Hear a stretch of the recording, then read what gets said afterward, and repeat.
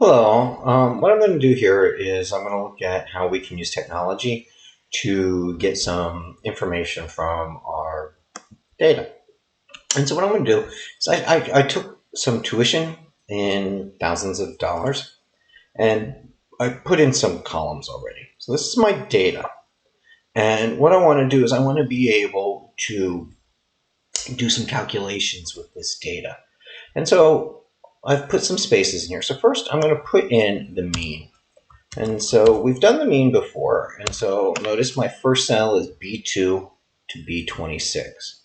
So I'm going to B2 to B26 to get my mean. Whoops.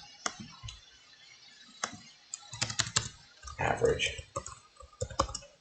Mean and average. Two different words here. Average. There we go. And so the average tuition is 37.04.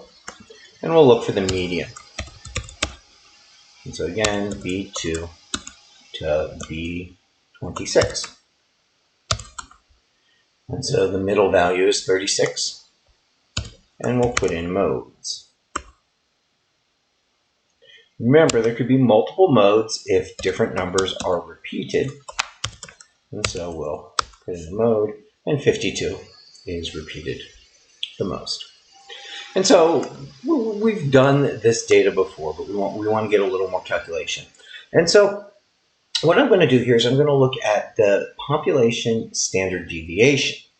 So the population standard deviation is different than the sample. Now, by default, Excel does the sample. So I have standard deviation, and notice a dot P and a dot S. So I'm going to do the dot P, which is the entire population, and it's B2 to B26. And it goes out and calculates that our standard deviation is 11.13007. A lot easier than doing it by hand. And then I'll do the sample version here. It's stdev.s. And again, B2 through B26. And so we can notice that the sample is slightly higher than the population, which I noted in the lecture that you should look for that.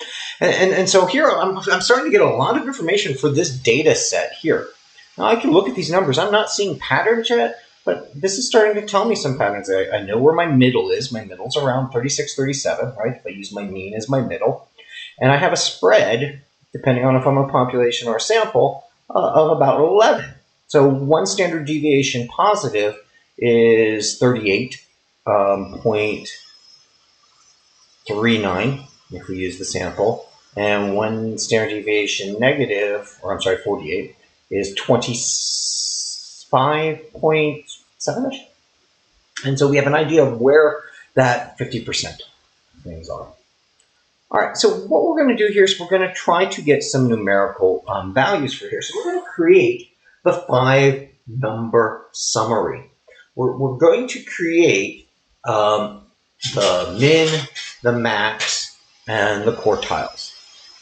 So first thing we're going to want to do is we're going to want to calculate the range. And the range is composed of the min and the max. So what I want to come down here is I'm going to do what my minimum value is.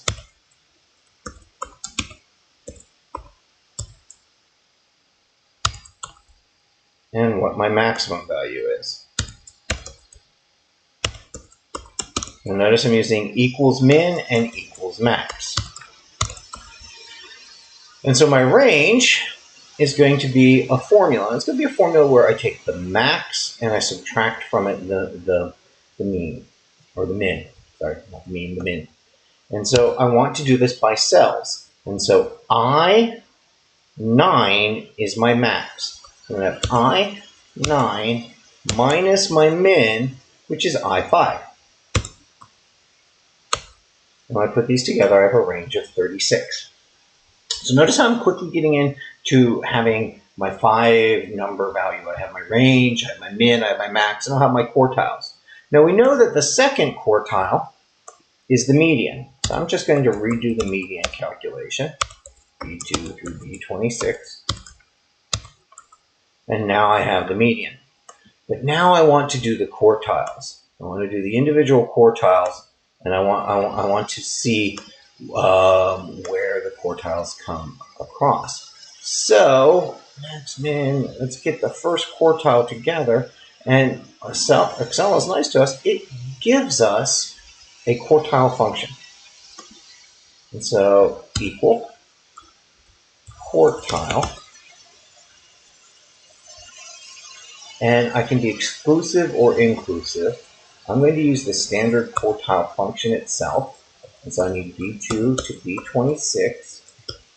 And I want the first quartile.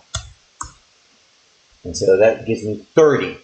It is the boundary of my first quartile. And then I'm going to come over here and I'm going to use the quartile function. And again, I'm going to go B2 to B26. And I want the third quartile, so I put comma 3. And that's at 47. And so now I've created my 5-number summary. I know my min value, I know my middle, and I know where my first and third quartile is. I could do my interquartile range, because that's going to be Q3 minus Q1. And Q3 is I8, and Q1 is I6, so I8 minus I6. And there's my interquartile range.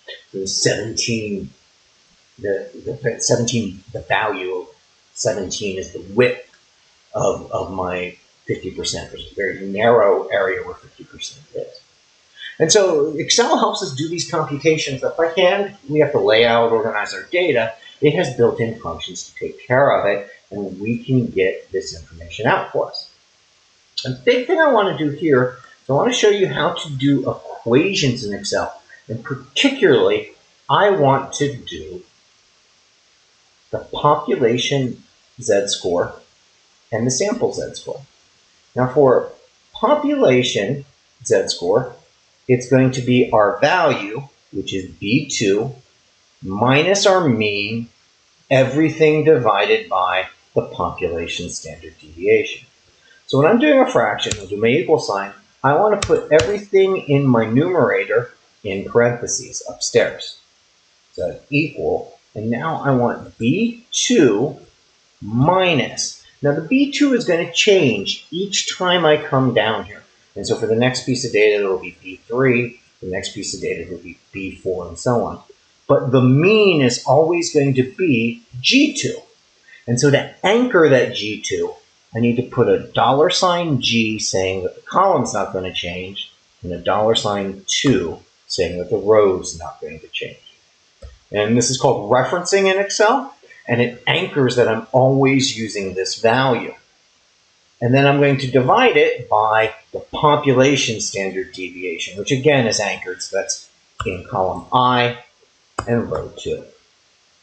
And there I have my Z-score for this first piece of data.